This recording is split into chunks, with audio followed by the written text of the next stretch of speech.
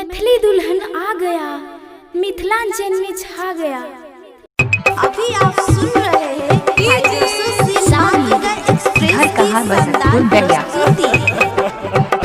तोहर याद हमर जान लेके जइतोगे, तोहर याद हमर जान लेके जइतोगे। सुने बेवफा सनम, सुने बेवफा सनम, दिल आई सब जखम, दिल आई सब जखम। सुने बेवफा सनम, दिल आई सब जखम। कोनो और हमसे नहीं भर पाइबोगे।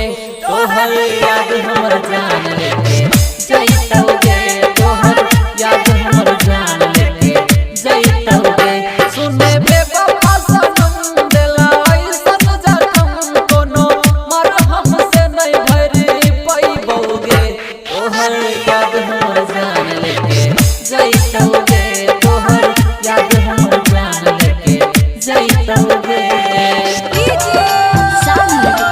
घर कहाँ बसंतपुर गया। नहीं जो होगे जा, नहीं जो होगे जा।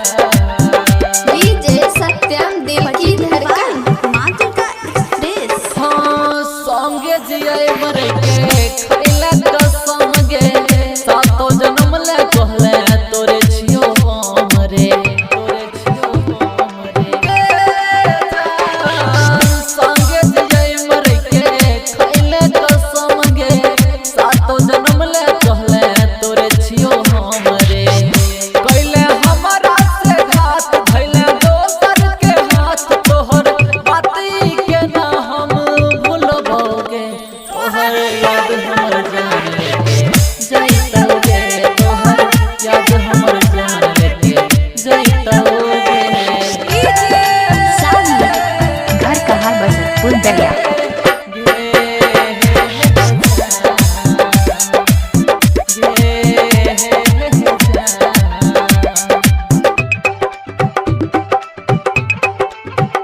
हाँ दिल के अरमान सब रही गेले दिल में, हमरा तो छोड़ देले बीच महफिल में। जान होई गेले खाक दर के सब अरमान गे, लूट लेले कोई हमर प्यार के जहान गे।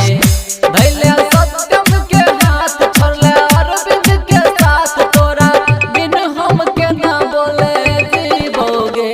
तोहर याद हमर जान लेके जइतोगे, तोहर याद हमर जान लेके जइतोगे।